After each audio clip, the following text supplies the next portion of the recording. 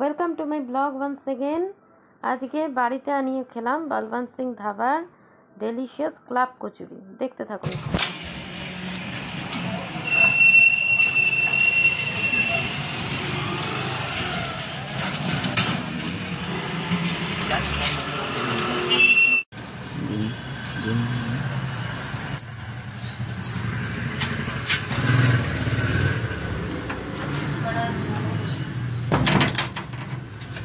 নাম দেখে নিয়েছিস তো? ঠিক আছে, এটা দেখি। তো আজকে আমি আর বেরোইনি, খুব ঠান্ডা লাগছে। এদিকে আলোটা, আচ্ছা আলোটা ওদিকে বেসিক্যালি আলোটা নিয়ে যাবো। খুবই ঠান্ডা লাগছে, তাই আজকে আমি একেবারে বেরোইনি। কিন্তু আমার খাওয়া দাওয়ার শখটা ঠিকই আছে, কাজে যেহেতু বেরোইনি তাই জন্য আমি বলবন্ত সিং ধাবা থেকে ক্লাব কচুরি অর্ডার করেছি। একটা প্লেটে 5টা থাকে, আর দেখাচ্ছি আপনাদের। সবসময় মানে বাইরের রেস্টুরেন্টে আমি বেশি যাই, দেখেছেন ব্লগ দিই। আজকে ভীষণ ঠান্ডা লেগেছে, আজ আমি বাইরে বেরোবার মুডেই নেই। তা আমি 2 প্লেট অর্ডার করেছি বলবন্ত সিং ধাবা, যেটা কিনা Balwant Singh eating house 10/B, মানে 10B হরিশ মুখার্জি স্ট্রিটে আছে, ভাবেন বেশি দূরে নয়। এটা কিন্তু কলকাতা শহরের ওয়ান অফ দ্য বেস্ট একটা ধাবা। এখানে এই যে দেখতে পাচ্ছেন ক্লাব কচুরি, একদম বলবন্ত সিং ধাবা থেকে অর্ডার দিয়ে আনা। সেগুলো আমরা খাবো এখন। মোটামুটি 8টা 8:30 বাজে। যাই হোক, চলো আমরা অনেক রাত্রিতে ডিনার করি। আমার হঠাৎ মুড হয়েছে তাই আমি এটা অর্ডার করেছি, আর এখন খাবো। 1 প্লেট ক্লাব কচুরি। ক্লাব কচুরির বৈশিষ্ট্য হচ্ছে ক্লাব কচুরি কিন্তু এমনি কচুরির মতো না, একটু ছোট ছোট। তা এখানে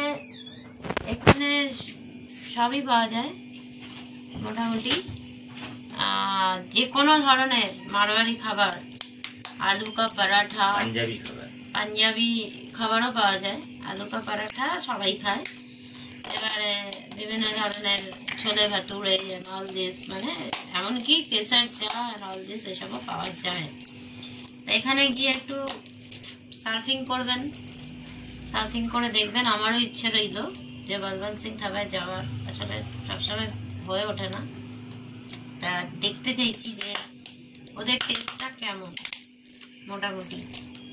কারণ একটা ব্যাপার আছে যে একটা গ্রেডেড জায়গায় একটু তো কিছু ব্যাপার থাকে, যার জন্য এবার তার সাথে যেটা দিয়েছে ওরা, সেটা ভালো করে ডাল জাতীয় কিছু দিয়েছে না আলুর কিছু দিয়েছে বুঝতে পারছি না, যদিও এখন অনেক রাত্রিবেলা হয়ে গেছে। তো হ্যাঁ, আই থিঙ্ক কিছু একটা আলুর সবজি দিয়েছে। একটা স্পুন দাও। এই যে এখানে এটা দেখা, এই যে ডাল জাতীয় কি একটা দিয়েছে, আমি দেখছি। এটা কয়েকটা নিয়ে নেয়, পিক্স নিয়ে নেয় যারা মোটামুটি ইন্টারেস্ট হবে এখানে।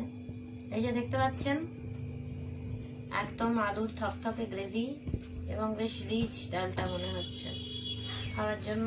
মানে আমি সাধারণত রেস্টুরেন্টে খাই, আমি জানি, দেখতে বুঝি কোন খাবারটা কি উইথ হতে পারে, ডেপথ হতে পারে। কাজেই মনে হচ্ছে এটা ভালো হবে, টেস্টি হবে। যাই হোক, এখন আমরা খেতে শুরু করছি। আর যেহেতু খেতে শুরু করছি তাই এখন আর বেশি কথা বলছি না। বলবন্ত সিং ইটিং হাউস, আমি তো সেখান থেকে অর্ডার করেছি, আমার যাওয়ারও ইচ্ছে আছে। তবু আজকে সানডে বেশ শীত পড়েছে, আমার কাজকর্ম নেই, ছুটির মেজে দিয়ে আছি।